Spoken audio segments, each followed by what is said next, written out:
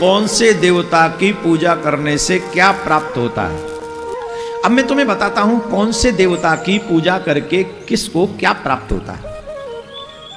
बताइए महाराज। जिस व्यक्ति को ब्रह्म तेज की आवश्यकता हो, जो ये चाहता हो कि मुझे ब्रह्म तेज प्राप्त हो, ऐसे मनुष्य को गुरु बृहस्पति की पूजा करनी चाहिए। ब्रह्म तेज की प्राप्ति होगी। जिसे अपनी इंद्रियों में विशेष शक्ति चाहिए, कहते हैं ना हमारे इंद्रियां शिथिल हो रही हैं, शरीर में वो बल नहीं है, दम नहीं है, तो जिन्हें इंद्रियों में विशेष शक्ति चाहिए, उन्हें प्राप्त करने की कामना हो, उन्हें देवराज इंद्र की पूजा करनी चाहिए। इंद्र के किसी भी मंत्र का जाप करे, इंद्र की पूजा करे, तो उसकी इंद्रियों में शक्ति आ जाएगी।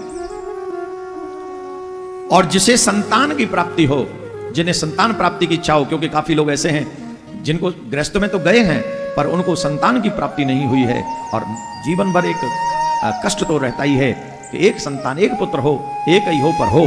तो ऐसे लोग जो पुत्र प्राप्ति की इच्छा करते हैं, जिन्हें संतान की लालसा है, वह प्रजापतियों की उपासना करें। जिसे लक्ष्मी चाहिए, तो बहुत हो गए, अब तो लक्ष्मी के तमाम ऐसे उपाय आ गए इंटरनेट पे, ऐसा लगता है कि इसे कर दो तो तुरंत लक्ष्मी जी बेल बजाएंगी दरवाजे का। उन लोगों को लक्ष्मी प्राप्त करने की इच्छा हो, उन्हें माया देवी मतलब लक्ष्मी देवी का किसी भी सुंदर श्रेष्ठ मंत्र का जाप करना चाहिए और उनकी लक्ष्मी माँ का पूजन करना चाहिए। और शिव पुराण में भी हमने कई बार बताया है, शिव जी पर कमल चढ़ाने से, कमल के सुंदर सुंदर पुष्प चढ़ाने से माँ लक्ष्मी की प्राप्ति होती है।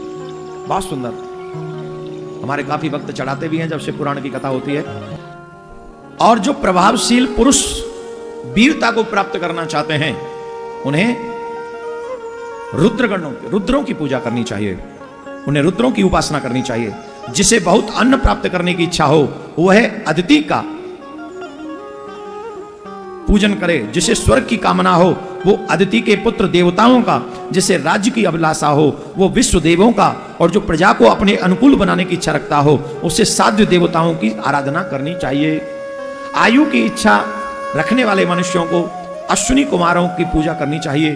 पुष्टि की इच्छा रखने से जो रखते हैं, उनको पृथ्वी माँ की पूजा करनी चाहिए।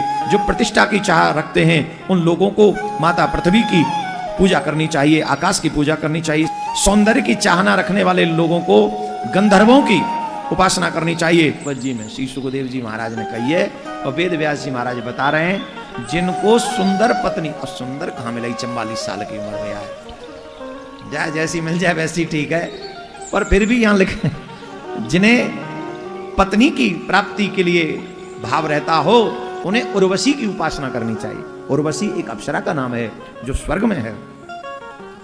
तो वो 55 साल को राधे राधे बोलना पड़ेगा, जोर से बोलना पड़ेगा, जोर से।